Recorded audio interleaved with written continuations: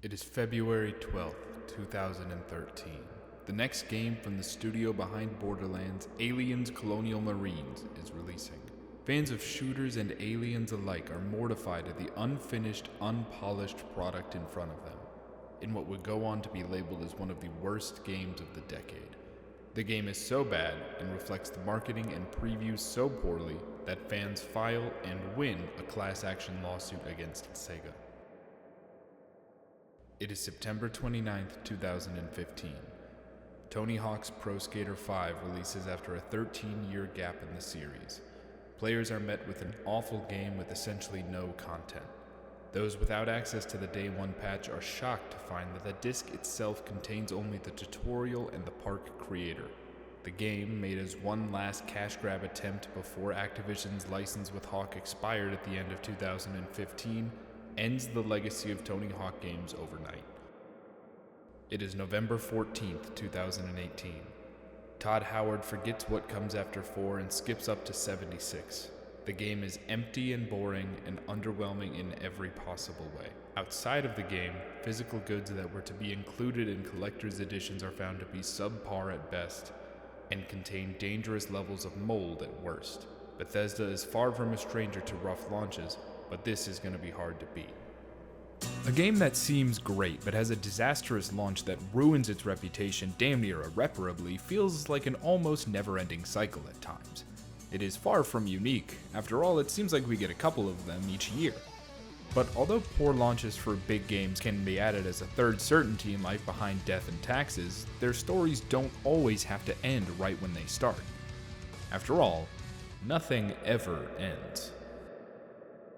Over the past 20 years, as gaming has become more and more corporatized and execs prioritize profits over quality and force devs to add useless, trendy features and release according to fiscal deadlines instead of when they're ready, this launch disaster phenomena has become far from a rare occurrence.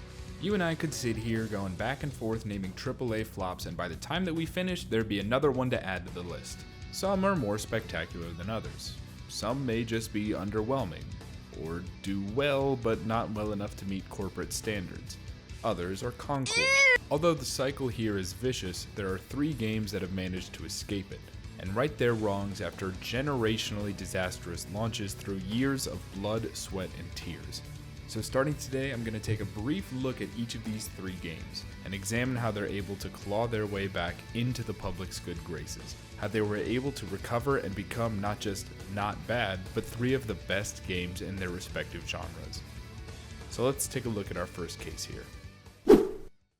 It is September 30th, 2010.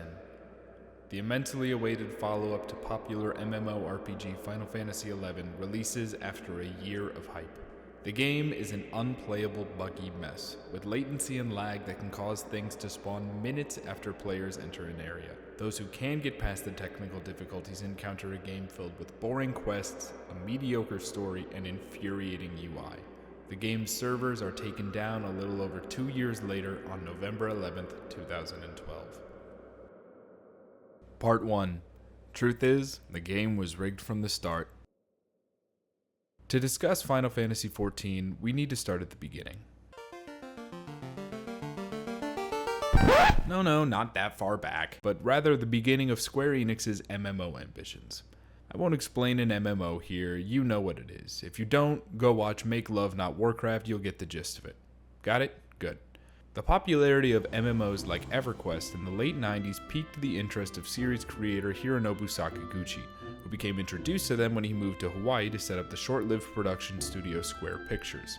That is a tasty plasma. Maybe I could sneak in and watch Final Fantasy Spirits Within. I don't care what anybody says, that's one of the best sci-fi films ever made. Sakaguchi was enthralled by the idea of MMOs, but at the time there were no Japanese MMOs available that matched the size and quality of something like EverQuest. So naturally he pitched the idea of Square making one.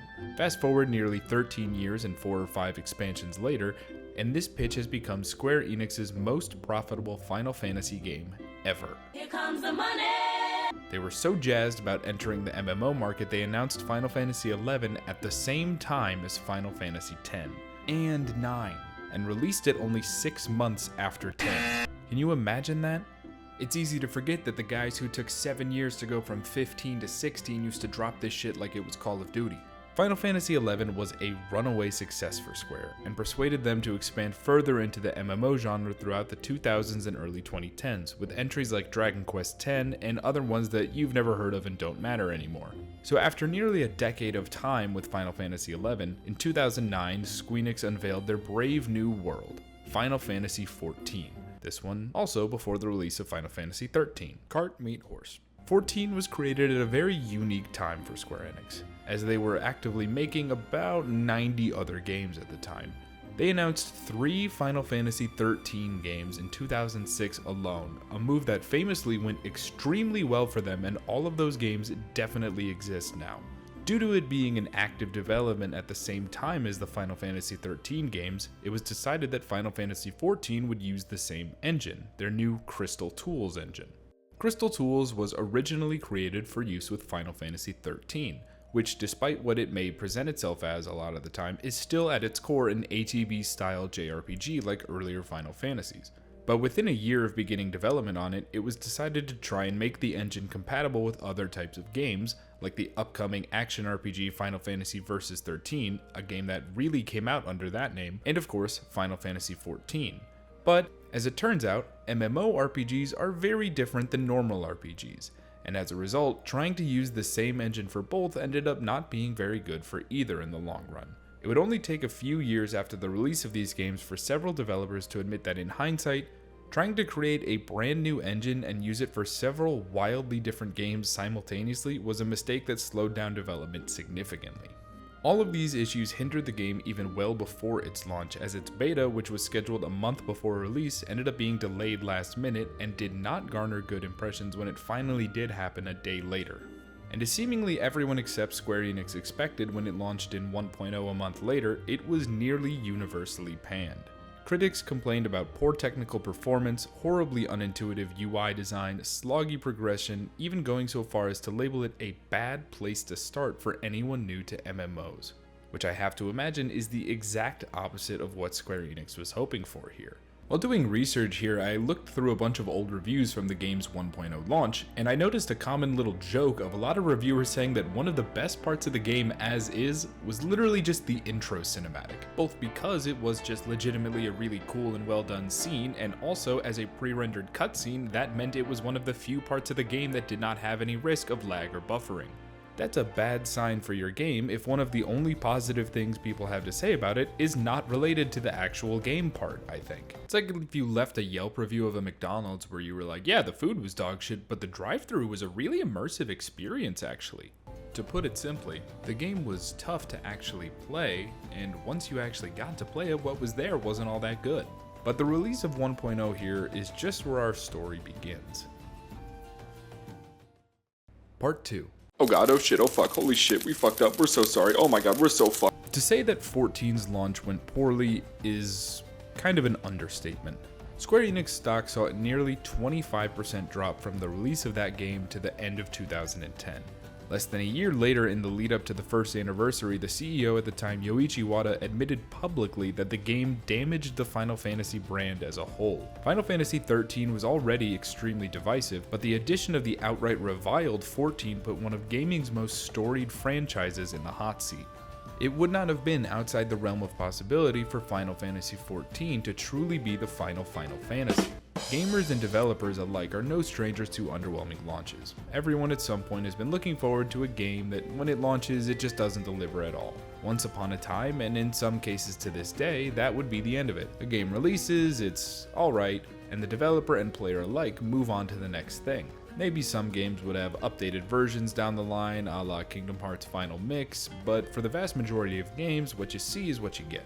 But the proliferation of online games throughout the 2000s gave developers the chance to improve upon the offerings of their games without needing to fully re-release them or do expansion packs. This was the era where content updates and balance patches were becoming more and more the norm, especially in online multiplayer games.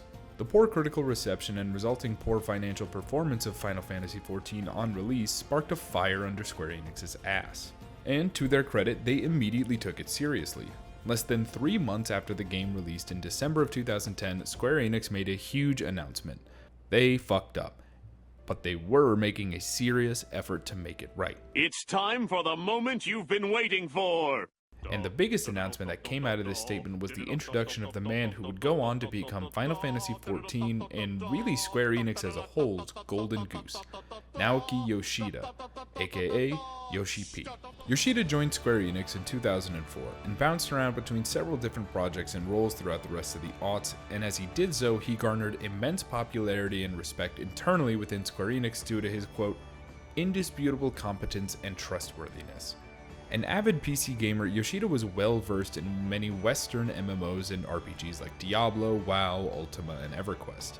Amidst a sea of more recognizable faces within Square Enix like Tetsuya Nomura for example, Yoshida ironically stood out as an unfamiliar face, something that he himself acknowledged in his initial letter about taking over the roles of director and producer for Final Fantasy XIV moving forward. And although shaking up nearly the entire senior dev team and committing to refurbishing an MMO that most companies would have left for dead was certainly a risky move, it would prove to be one of, if not the best decisions Square Enix ever made. Yoshida came in swinging. With his arrival, he announced several huge changes coming to the game, including an, at the time, indefinite extension of the free trial that was supposed to be a launch feature, as they did not want to charge players for what they now recognized as an unfinished product. This may seem like a small gesture after effectively what amounted to a massive slap in the player's face, but it was the first step towards Yoshida's most important goal, which was bridging the gap between the development team and the community and earning back the player's trust. Yoshida recognized that MMOs are inherently a social genre, and in order to be successful and build and carry momentum, those same aspects of socialization, transparency, and trust that players would naturally form amongst one another had to extend not just between the players, but also between the players and the developers, specifically himself as the public head of the dev team. Yoshida wasted no time doing everything he could to make this happen. Barely a month after stepping into his role, he would release the first of many letters from the producer, a post on the old Final Fantasy XIV Lodestone forums where he outlined the responses from the first player survey in great detail, going through and explaining how the team was taking into account each of the survey results in their planning and prioritizing of the upcoming patches and developments. He also expressed how important the player feedback and discussion was to the team, and emphasized that they were working on a dedicated forum page where players could discuss and see direct posts and thoughts from the developers. Yoshida made it very clear how much he appreciated the community and always thanked the dedicated players in those early years for sticking with them through thick and thin. This first letter from the producer actually ends in a direct response to a piece of fan mail he had received about someone who was very concerned over his wording and whether or not that meant that all of their characters would be wiped when the game updated. Hearing from and responding to these small-scale audiences was actually a key part of Yoshida's early tenure. A month after the first letter from the producer, he sat down for a lengthy interview for the Final Fantasy XIV EU French fan page, and throughout 2011 and 2012 did countless interviews not just with the large gaming outlets one might expect like IGN and Gameinformer, but with the community representatives directly, offering far more in-depth views on the development process, game state, and future plans than just about any developer has ever done before or since. All because he knew how much of a gap he had to bridge in order for people to begin to trust the game. One of the major things identified around this time in early 2011 was the issues with the engine. As the team was putting together a roadmap for improving the game, it became more and more clear that the Crystal Tools engine was simply not up to the task. And even the company's newly developed Luminous engine would not work as is. Simply put, an MMO needs a very specific and dedicated support structure that the existing Square Enix engines could not provide. And so, as the roadmap became clear, and although 2011 would see several well-received updates that overhauled or in some cases entirely removed poorly received aspects like combat, fatigue, and dungeons, in October of 2011, Yoshida put out a roadmap for future development that culminated in a complete reboot of the game to shift to a new engine and server system, simply referred to as 2.0 for the moment. In line with this, it was announced that in the lead up to the 2.0 update, the game as is would be taken offline and all players would be given free access to the PC version when it returned. And this is exactly what happened. On November 11th, 2012, Final Fantasy XIV shut down its servers. But instead of the game simply turning off with a message to come back later and see all the new bells and whistles, players witnessed what I think to this day is still one of the coolest things Square Enix has ever done. As the clocks ticked closer and closer to the server shutdown, players witnessed firsthand the Garlean Empire's plan to pull down one of the planet's moons to rain destruction down on their enemies. Until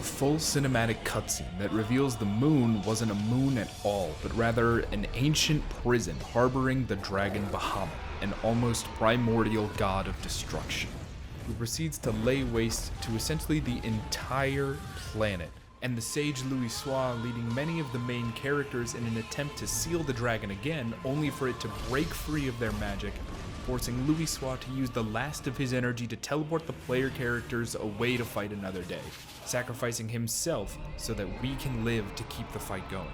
The servers went down and they took Eorzea with them. But the game left players with one last message, that every end marks a new beginning. Yoshida and his team took this once-in-a-lifetime chance to do something no other developer has really had the opportunity to. They worked the actual game and server shutdown and revival into the lore of the game itself. And aside from some brief alpha and beta experiences, the game was then unavailable from November of 2012 until the launch of 2.0 in August of 2013. And August of 2013 would change the trajectory of the game and Final Fantasy as a whole forever. Part 3. Sic Parvis Magna. August 27, 2013 saw the wide-scale release of 2.0, now reworked as Final Fantasy XIV: A Realm Reborn.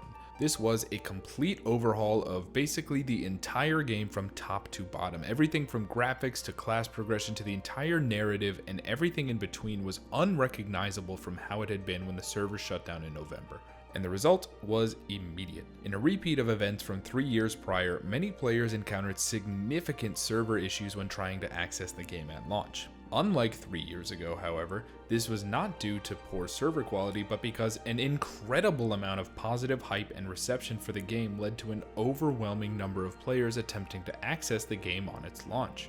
The good version of the same problems. Positive reviews from all over poured in a complete reversal of fortunes. Reviews praised how much attention to detail there was in the world, and the clear amount of love and care that went into making the world of Eorzea whole again.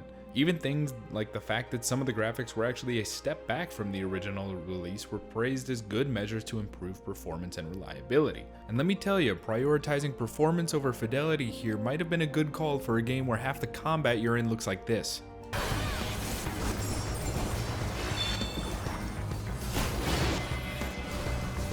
I swear to God, every PvP match looks like Wizard D-Day over here. With the release of A Realm Reborn, Eorzea truly entered into its renaissance, giving its world and characters a second breath of life. The narrative continued the thread after Bahamut's rampage, which resulted in a 5-year cessation of hostilities between the Eorzeans and the Empire as both sides rebuilt from this destruction.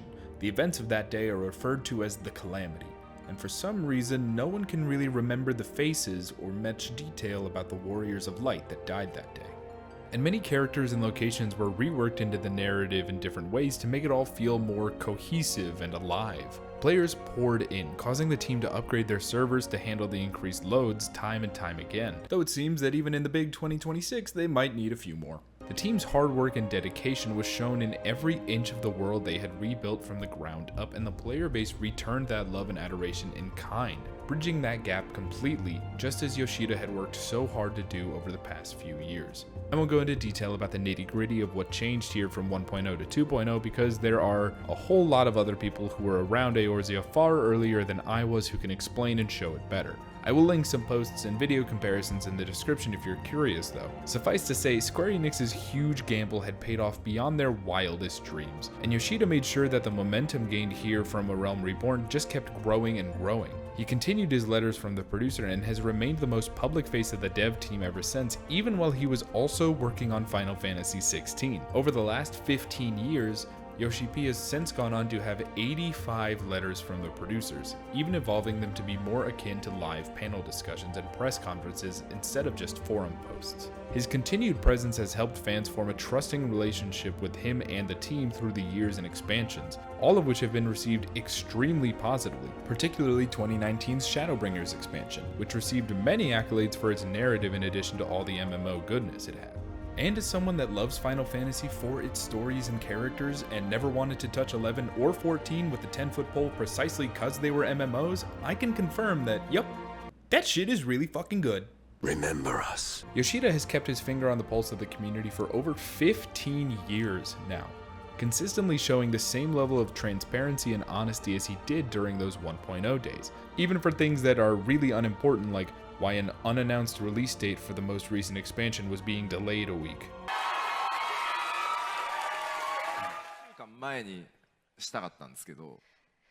So with this early access start date, we actually wanted to start it a week earlier.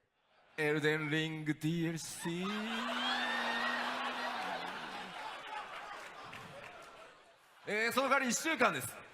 I'll give you 1 week. Final Fantasy XIV has since surpassed Final Fantasy XI in becoming Square Enix's most profitable game, and honestly, in doing so has kind of redefined the MMORPG genre as a whole.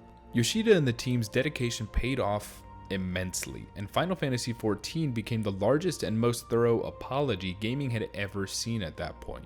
The game has come so far beyond what anyone could ever have imagined and incorporated so many new features and fun things to do. Like, now you can just do parkour minigames at the Golden Saucer if you want. It's awesome. And that's why I wanted to take a look back at it here for the first part of this little trilogy on 3 games that surpassed all odds to win back approval from their fans and really gamers writ large. Something that very few devs even try, and even fewer succeed at to this level. Which is part of why it's so interesting to me. And I hope it was for you too. And if you've ever wanted to try and check out Final Fantasy XIV for yourself, do it. I can't recommend it enough. As someone that's not a big MMO guy, I had a great time doing mostly narrative related stuff throughout my total playtime of... What was my playtime at again?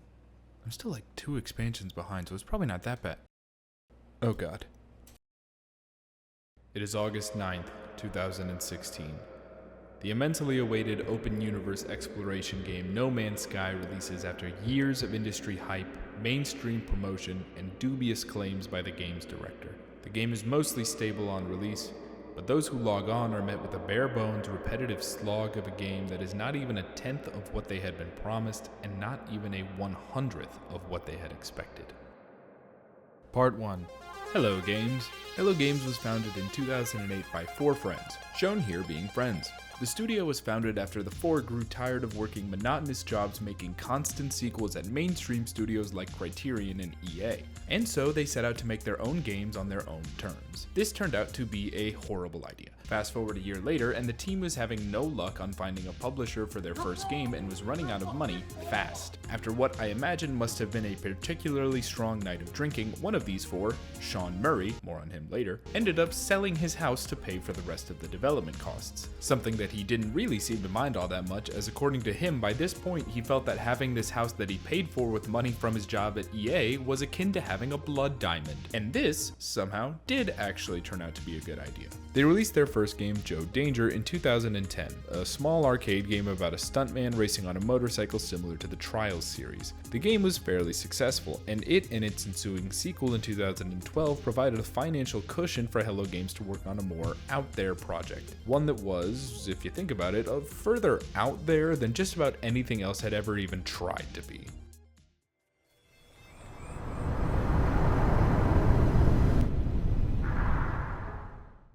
No Man's Sky entered active development in 2013 as somewhat of a side project for a few of the Hello Games members. The project was very tight-lipped at first, with Murray and the small group of No Man's Sky devs not even telling the other people at the studio what they were working on until shortly before it was announced at the VGX Awards in 2013. And if Sean and the team had wished to get the trailer out for people to learn about their game and get excited about this cool project they were working on, then let me tell you, a monkey's paw somewhere must have curled itself right into a fist with that one.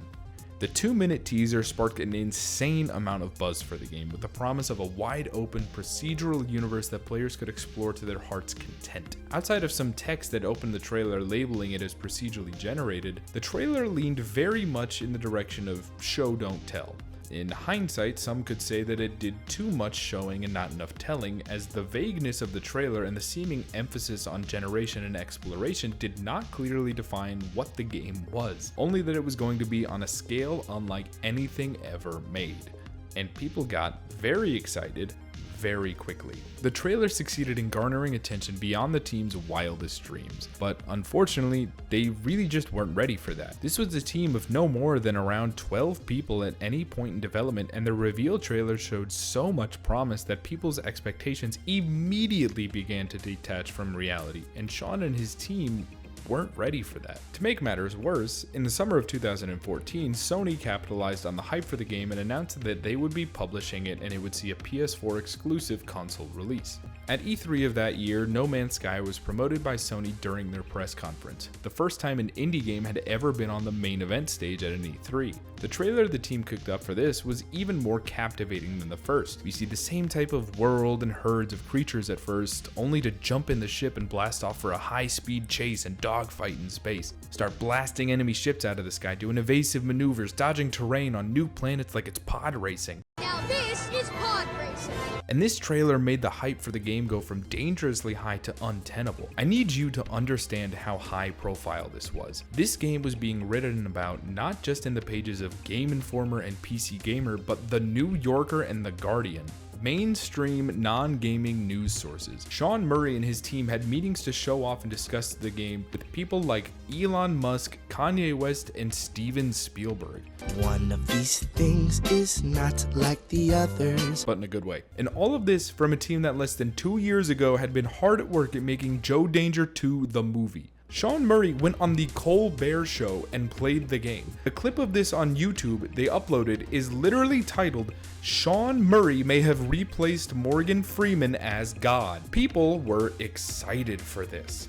My mom asked me about this game. Your mom did too, actually, last time I saw her. And as the game's August 2016 release date got closer and closer and Sean did more and more shows, trailers, and interviews, people got more and more excited. And then, on August 9th, 2016, the worst thing that could have happened did. The game released. Part 2. Nothing, nowhere, never happening again. The game released, and it's a game. You could play it, it came out, and critics were very meh on it at release. Many critics felt a little disappointed that the game ended up feeling so formulaic and quiet, but overall the core game was fine. It wasn't terrible, it was just repetitive and boring, but in a way that some people may enjoy if they like those types of simple games. And while the critics had a fairly well-tempered response that essentially just amounted to the most common phrase your father ever told you, the wider user response seemed to suggest that they were under the impression that Sean Murray had actually killed each of their grandmothers in front of them for sport. See, the game, it didn't have a whole lot of stuff. Well, I mean, it had infinite stuff, really. Sometimes it even had stuff to do, but what it did have was very different than what it appeared to have in all of the promotional material. And there is certainly something to be said here about people's expectations getting out of hand. They absolutely did. I remember when this game was coming out and how awesome it looked, and how people all over the internet were talking about how insane this was gonna be. It was like gonna be some huge open-ended space opera, an entire Star Wars for them to explore, do ship battles with their friends, have faction allegiances, craft new gadgets, all this good stuff that sounds really cool. But a lot of stuff that really came out of nowhere, and the momentum of these expectations grew out of control. But it must be said that although people's expectations definitely got out of control, they did not do so for no reason. No Man's Sky's promotional material featured dozens and dozens of things that, when the game came out, could be looked back on and simply did not reflect the way the game was. The concept of misleading promo material is far from new to us. From the famous Killzone 2 fake first-person trailer cinematic to the years worth of BioShock Infinite trailers that ended up on the cutting room floor, gamers were never pleased by this outcome, but it was hardly unexpected. It was the cost of doing business. But rarely had it ever been so blatant prior to No Man's Sky. The parts of the game shown to the public pre-release were always going to be the most polished aspects, of course, but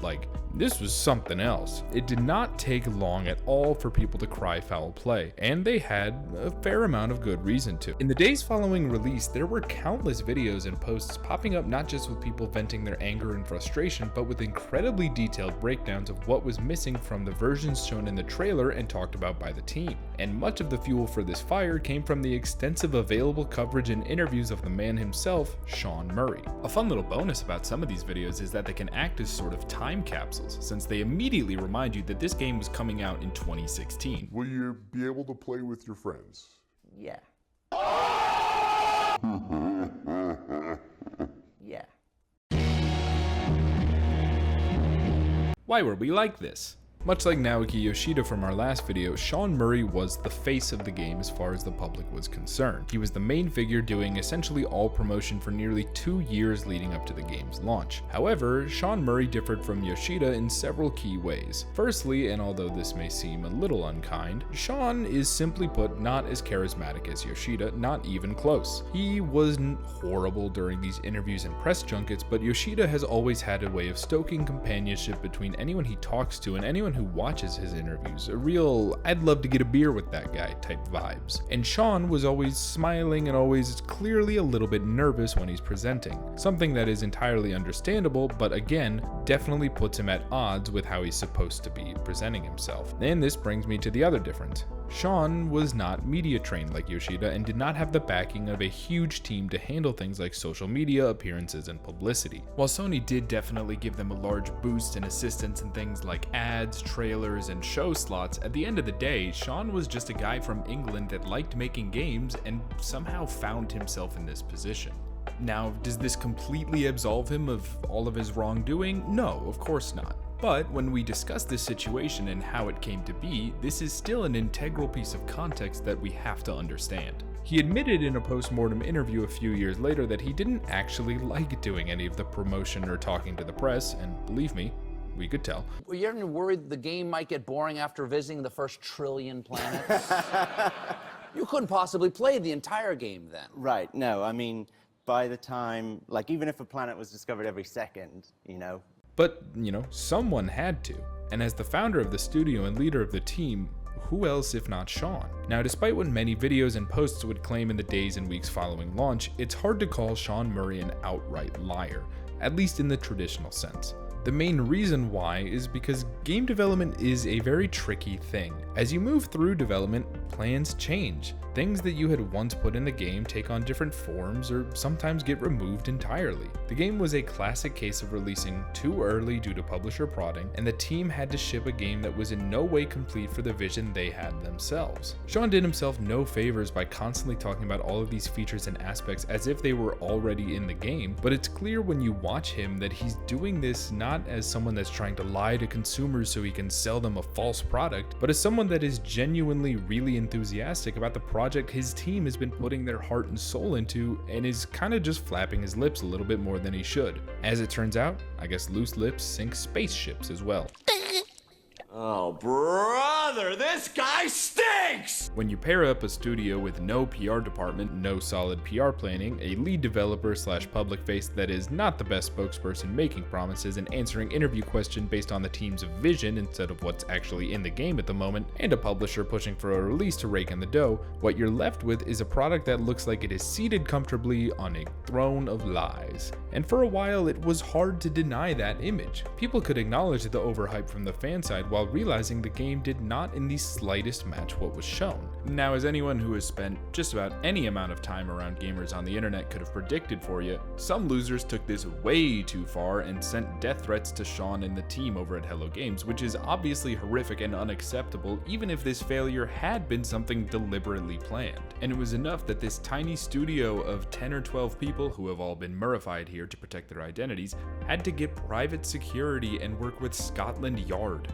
Like Scotland Yard, I didn't even know those guys were still around. I thought that was like a Sherlock Holmes story thing. It'd be like hiring the Pinkertons now. What? Really? Over magic cards? God damn it, Wizards. And amidst all of this rage and fury, gamers were met with complete silence. Part 3. For the betterment of no man's kind. In the period immediately following launch, as days turned into weeks and the player base of millions of people who wanted to explore the stars dwindled by up to 90% and entire communities rounded up their pitchforks and planned their march up to Brighton, Hello Games was uncharacteristically silent. Sean Murray didn't do any interviews, the team didn't cut any new trailers, nothing like that. But just as some people began to think that maybe they had cut their losses and run off with the assuredly millions of dollars the game had already netted them, something happened. In November of 2016, just 3 months after release and after 2 months of no communication to the players, they announced that the first content update was coming soon in a small post. People were of course skeptical of this after the launch fiasco, but they were shocked when the team released the Foundations update just 2 days later. Foundations, the first major content update, added one of the many features that the team had talked about in the lead up to release that had been missing, base building, as well as a host of quality of life and gameplay changes. It certainly didn't bring the game up to what people had expected, but it was undeniably a step in the right direction. And it was a big enough one to garner some people's attention and curiosity. And a few months after that, in March of 2017, the Pathfinder update was released, adding even more content and quality of life features like buggies, photo mode, even permadeath. This style of little to no communication from the team outside of patch notes quickly became the go-to style of Hello Games for a while, and by keeping their heads down, their work was allowed to speak for itself.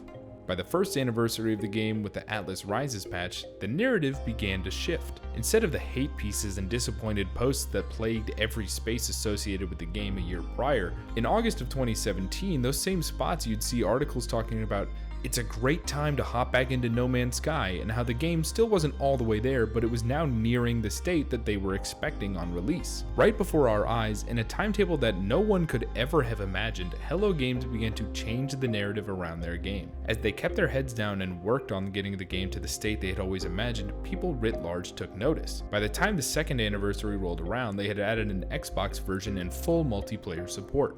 Adding multiplayer to a game that doesn't have it is incredibly difficult, something that not even the most high profile of devs want to do sometimes, something that we'll see in our next episode. By the third anniversary, they had added VR support and Sean began to reappear publicly, not in the limelight of Hollywood talk shows, but rather amongst his peers doing talks at conferences and shows like GDC, where he is much more in his element and undeniably a much more confident speaker and presenter. After the launch fiasco, he decided that the best way for the team to dig themselves out of this mess was the same way that they got into it, by showing instead of telling. And so the team put out all of this content for free with very little communication. Sean felt that until they had made a lot of progress, they simply didn't have the credibility to speak with the fans, even if it was just good news to share.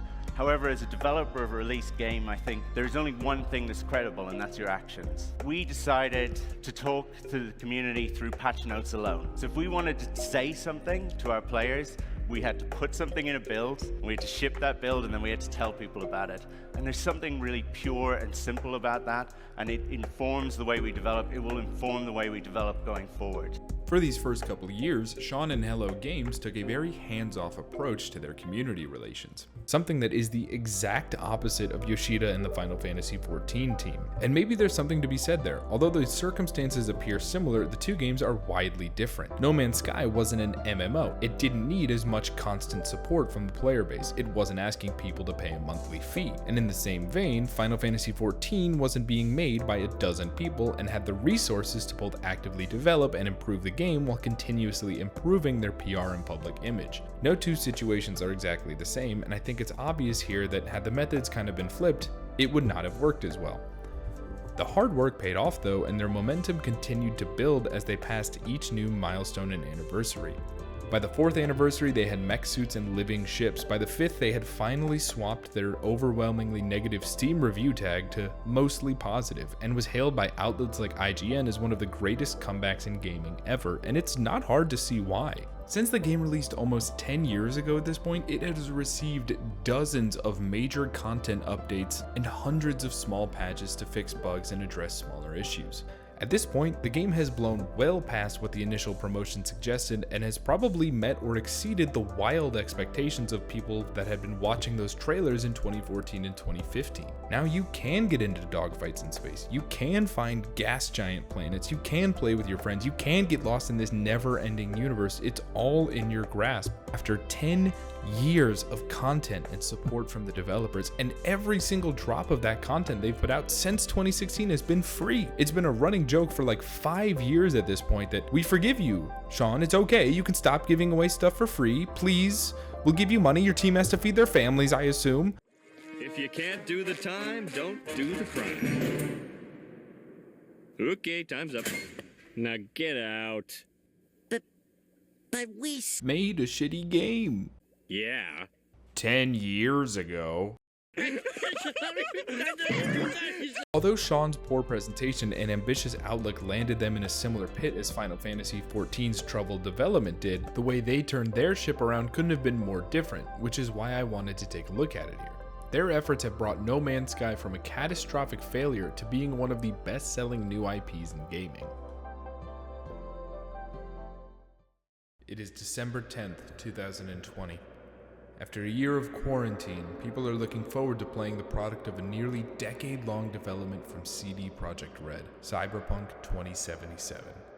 The game is in such a poor state on release that PlayStation, in an unprecedented move, pulls it from digital storefronts and issues refunds. Sony does not allow it to be sold on the platform until June of 2021, at which point it contains a direct warning to consumers that they do not recommend attempting to play the game on PS4 consoles. Part 1. Dreams of Electric Sheep. CD Projekt Red began development on their unfortunately unabbreviatable game in 2012 after the release of The Witcher 2. Although they announced the development of the game shortly after that with a teaser image and trailer, they only began to shift primary focus to it after The Witcher 3 came out in 2015. And as The Witcher 3 was one of the biggest and best Western RPGs ever made when it released, and honestly, still today, all eyes were on them from that point on. And Projekt Red thrived in the spotlight here. 2015 and 2016 was the dawn of a lot of unpopular gaming policies like increased microtransactions and loot boxes. And amidst this sea of trash from the AAA space came this knight in shining wolf school armor, saving the day with free DLC and huge expansions. After dropping what was absolutely the best game of the year in 2015, Projekt Red released several free DLCs for The Witcher 3 and 2 massive paid DLCs, each one with more meat on its bones than many entire games from massive studios. With all this, people began to view Projekt Red as the golden boys of gaming. They were a shining light and a beacon of darkness. You'd see countless posts on Reddit that were essentially just this image and just glazing the fuck out of these guys. It was non-stop. To put it simply, most gamers in the mid-2010s were just doing crazy style tricks on it. And everyone knew that their next project was Cyberpunk 2077 and they couldn't wait. Because once The Witcher 3 hype finally died down and the DLC was done, CD Projekt Red kept their heads down for a few years until...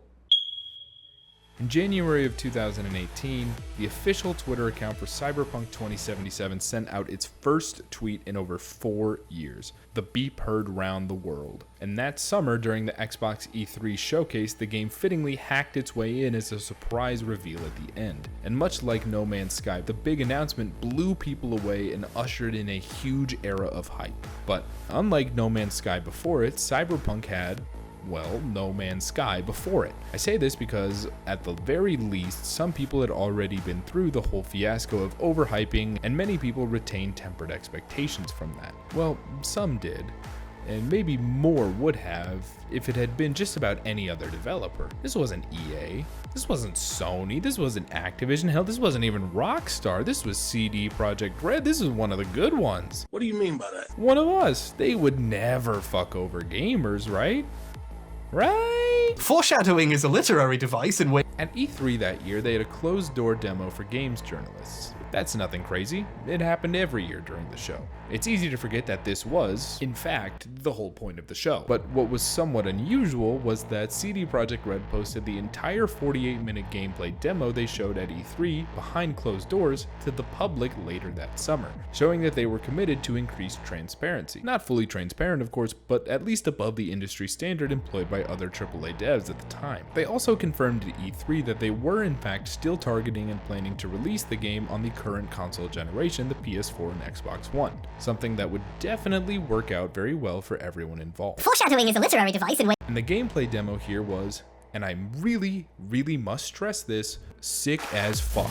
Just everything in it, from the world to this Rick Ross looking dude that gives you the job, the graphical fidelity, the gunplay where you start dashing around and shooting up the place with robot guns, and that's not even to mention towards the end when they go, that's cool, right? Well, how about we give ourselves some endgame shit so we can show off a bit, and then they start running up walls, decapitating motherfuckers with arm blades, slowing down time. It was the sickest shit ever, scientifically speaking. People saw that and got stoked because it was sick, and they trusted Projekt Red to deliver on that when it was ready. That was the tagline of the game. When they teased it in 2013, it said it was coming when it's ready. And for years and years, when people would ask about dates, that's what they said. It's coming when it's ready. Fast forward to E3 next year, and the element of surprise is gone. Cat's out of the bag, and everyone is expecting the game to show more and more content. Project Red, not wanting to get ahead of themselves and let people's excitement get out of hand, prepares a standard trailer showing off some cool new features to get people hyped. Holy shit, is that Keanu Reeves?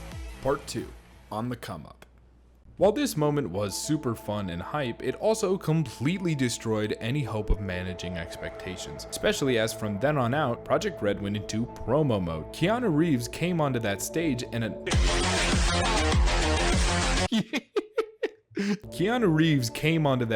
and announced that Cyberpunk would be releasing on April 16th, 2020, and now the relationship with the game was forever different. People before that could put together that it was probably coming soon due to previous comments regarding the current generation, but now instead of some far off when it's ready, it had a concrete date, and having even just the promise of something changes the way you think about it. Obviously, when you get closer and closer to something that's more tangible and real, it's way more exciting to think about it. And unfortunately for fans, the start of 2020 would see a delay of that game from April to September, which was absolutely the worst thing that happened in early 2020, unless I'm forgetting something. Then in June, the game shifted again from September to November, but this time they absolutely promised that that was it. No more delays. They even went so far as to tweet this in early October, just a month before it released. It was delayed 3 weeks later. Although the first delay occurred before COVID, the rest of the delays throughout the year were no doubt exacerbated by the ongoing pandemic and transition to all of the working remotely stuff. Of course, that affected the timeline of things and the capabilities of the team while they were working, just like any other company in 2020. To suggest otherwise would simply be foolish. Countless games were delayed that year, even The Last of Us 2,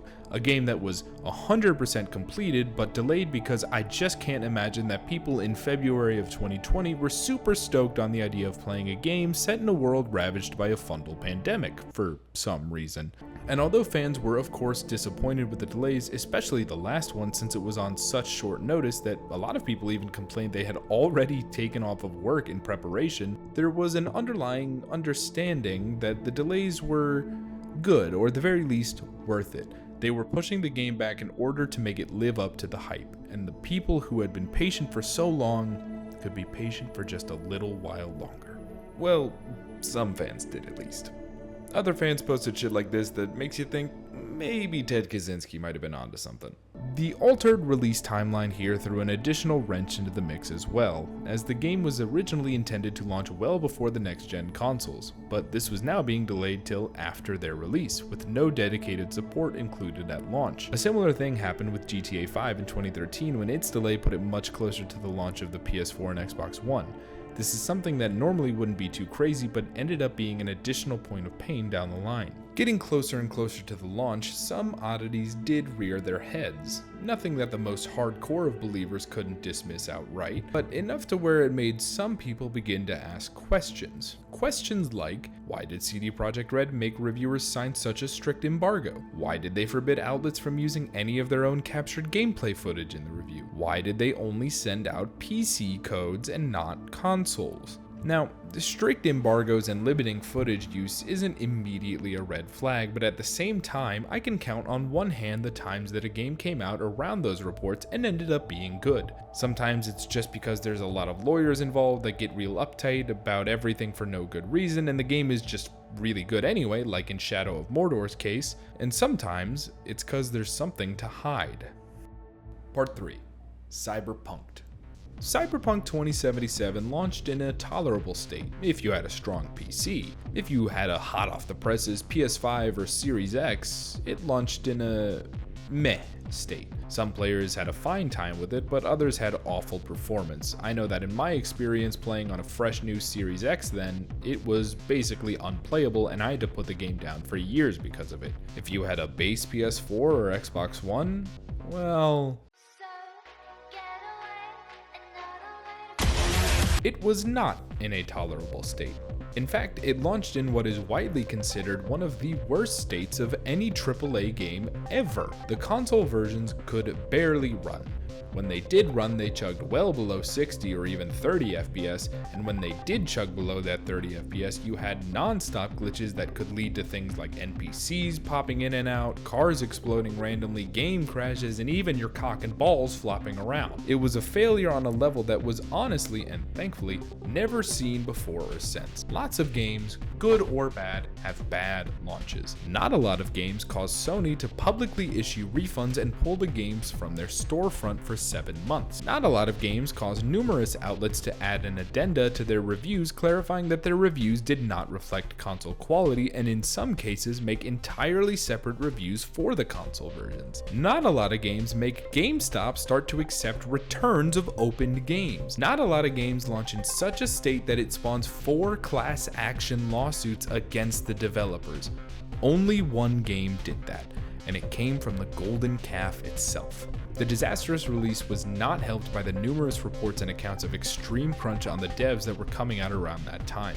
Articles were popping up all over about how the devs had been working long hours 6 days a week for months in the lead up to launch. In an internal Q&A between the devs and the higher ups, according to Jason Schreier, one of the questions a frustrated developer levied at the execs was, how could they make a game about exploitative corporations while forcing devs to crunch? It's hard to really encapsulate just how bad they fucked it here. The golden boy of gaming had shed his skin and become the devil himself overnight. And this of course had fallout beyond just CD Projekt Red. By only providing PC copies to outlets and intentionally hiding the state of the game from them, they in some ways made a lot of these outlets accessories to this crime. And as such, many people began to take their anger out on these outlets and reviewers instead of just CD Projekt Red. Many sources which interviewed developers state that the devs knew the game wasn't ready and pleaded with management to delay the launch, but they were just flat out ignored. And this is something that would be confirmed by the founder of the studio himself in the first of several apology videos released a month later, where he admitted the devs had none of the blame for this and it was entirely on him and the other executives' shoulders who had decided to launch in that state. Projekt Red immediately had to enter damage control mode. 4 days after launch, the following message was put up on their socials, and for about a month they really toned down their PR, only tweeting here and there like small things like hotfix announcements and occasional emoji responses to fans. After a month or so, in mid-January, Marcin Nowinski, the co-founder of CD Projekt Red, put out a formal apology video to address what had happened. As mentioned previously, he stated here that the devs are not to blame and he and the exec team are entirely at fault. He also outlined their commitment to improving the quality of the game via various patches and fixes in order to prioritize getting the game into a playable state. The rest of the post-launch plans, like free DLCs and larger paid expansions, were put on hold somewhat indefinitely. And slowly but surely, they did deliver on this promise. CD Projekt Red fits somewhere between the other two cases we looked at. They certainly did not have a public face making the rounds and posting regular updates and speaking directly to the community, but they also didn't go full no contact and push these updates out with much statement. They remained semi-active on their public pages, doing things like collabs with Death Stranding, photo contests, and announcements for upcoming patches. Patch 1.1 came out in January and 1.2 in April, and by May they had cranked up their social platforms back to normal-ish, publishing things like character profiles and fun stats, like this one, from which we can infer that basically nobody wanted to romance Carrie. Sidebar, I would love to see the percentage breakdown here for people that romanced a River. It has to be like less than 10%. Subsequent patches throughout the rest of 2021 slowly but steadily improved the game, though the next-gen console update, which finally made the game widely playable on at least some consoles, was delayed into early 2022. By the time the game hit its first anniversary, it was definitely in a better state, but it still had a ways to go. This pattern of patches continued, and as they went, they did end up doing more community events and streams and whatnot to detail the content of the patches ahead of time, offering players a way to engage and be active participants in the recovery of the game, just as Yoshida and his team did before. By the time the tie-in anime Cyberpunk Edgerunners launched in 2022, the game was in a good enough state that when people began to pick it up after watching the anime, a lot of people were pleasantly surprised by how good of a state the game was in. It definitely wasn't glitch-free, but it was better, and it was clearly still a work in progress. All of this culminated in the launch of patch 2.0 on September 21st, 2023, just a few days ahead of the game's only expansion, Phantom Liberty. Where the previous patches had been primarily focused on fixing various glitches while tackling some feedback and quality of life improvements, maybe a new feature here or there, 2.0 was a massive reworking of most of the game's progression system. Things like skills, perk trees, cyberware, and even clothing and armor was entirely reworked essentially from the ground up. The content of the game, the world, the quests, the narratives, etc. remained more or less unchanged, but the way that you interacted with the game itself changed at its core, and it was definitely for the better. Immediately, many outlets started singing the praises of patch 2.0, Phantom Liberty be damned, and it wasn't hard to find the sentiment that if you had never gotten into the game because of its reputation, now was the time to start, and if you had played it before, now is the time to boot up that new playthrough. And what's interesting about this redemption arc is that although it's certainly well deserved, it in a way was a bit less necessary than the others. What?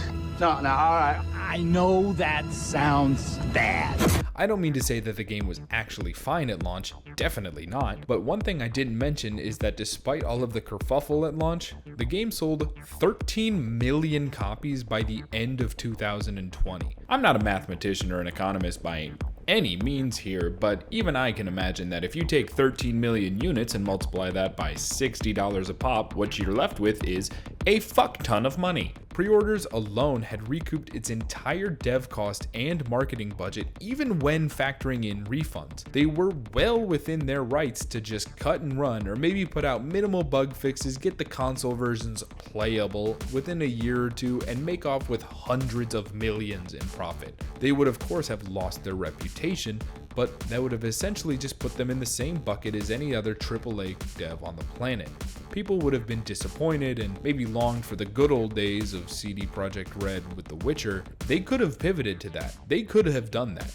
Instead, they took the time, effort, and a whole lot of cash, reportedly spending over $125 million on post-launch support alone to make the game better, to make the game that they knew they could make, that they knew the people wanted. In an investor call shortly after the launch, Mikhail Novakowski, who was on the publishing board of CD Projekt Red at the time and has since gone on to become the joint CEO altogether, said, "The cost of patching the game is irrelevant compared to what we have at stake at this moment, so there's no question about it. We want to fix the game, we made our promise to gamers, and we will be doing everything to stick to it." Adam Kaczynski, one of the at the time co-CEOs of Projekt Red, echoed that sentiment later in the call too, saying that by essentially deceiving the public and showing only certain platforms before launch, they had lost gamers' trust and their reputation that they'd been building throughout a big part of their lives, which was why their first steps were solely focused on regaining those two things, and why they were working so hard on fixing Cyberpunk on the now last generation consoles. They knew right away what was at stake here. Their reputation of being the Golden Boys was done. It's never coming back as it was, but there was a path forward to recover as much of their reputation from that as possible. Something which, thanks to their outstanding efforts from their dev team over the past 5 years, they have overall succeeded at. And reportedly, thankfully, their crunch culture has gotten a lot better over the last few years as well, which I have to imagine goes hand in hand. Turns out if you treat your team right and incentivize them properly, they'll be more productive and make better games. Shocker, I know. The stain of the Cyberpunk launch will never leave CD Projekt Red. Not fully. In part due to the lack of turnover. When Final Fantasy XIV launched, basically every head of that project was removed or reassigned and a new team took over.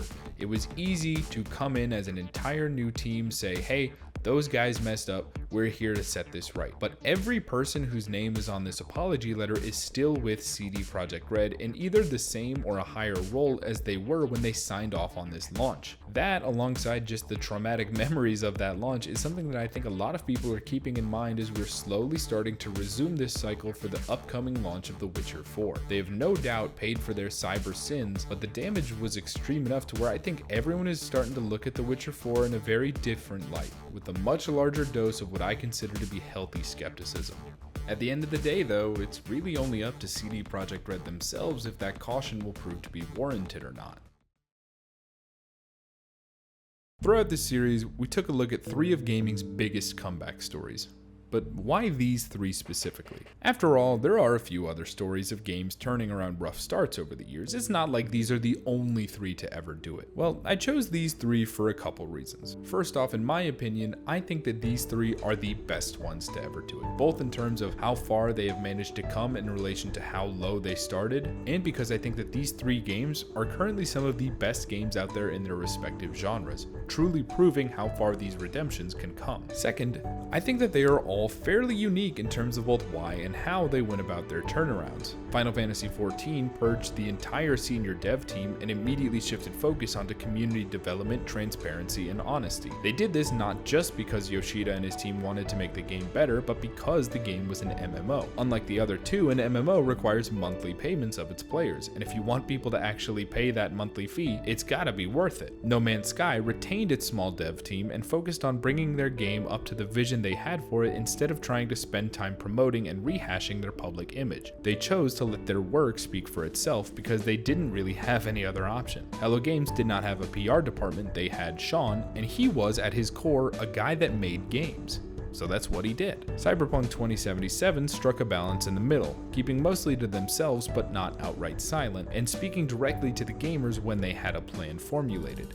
Their reputation as the golden boys of games is gone forever, but they wanted to claw back that same level of trust and support they once had from the larger gaming community. They prioritized that relationship and trust over some of the major plans they had for the game, causing delays on things like their free DLCs and next-gen updates, only allowing them to make one expansion and having to outright cancel their planned multiplayer mode, costing them what surely would have been tens if not hundreds of millions of dollars. Lastly, I chose these three because the other thing that linked them together in my eyes was that they all wound up in the same spot for kind of the same reason.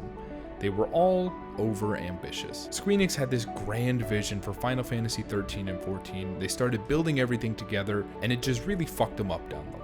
No Man's Sky came from Sean Murray's idea of trying to recreate the open-ended nature of like 80s sci-fi games, but with modern-day mechanics and features. But such a small team embarking on a huge task was always bound to meet with trouble, especially without the backing and PR training of a much larger company that could shift the focus. CD Projekt Red wanted to bring the world of Night City to life, to build this cyberpunk open world on a scale that no one had ever even seen before, but prioritizing the fidelity over that vision over accessibility and then launching too soon ensured that for almost 2 years barely anyone without a powerful rig could have the experience that they envisioned. This type of overambition is far from rare in really any medium, but especially gaming. I wanted to point out these three as three cases of an ambitious vision that for one reason or another fell short of both the creators and fans' expectations, but through years of hard work and building back trust, was finally able to fulfill that vision and go beyond it even. I wanted to show that nothing is unsalvageable. If your game sucks and you want to improve it, you can. These three games have cemented themselves as three of gaming's biggest and best comeback stories for a reason. And if you've ever wanted to check any one of these out, there's literally no better time to do that than right now. Not any game is perfect, but hey, at least in Pro Skater 5 you could play as Octodad. Thanks for watching. I hope you enjoyed this look into what separates these three from some of their less fortunate contemporaries, and I'll see you next time.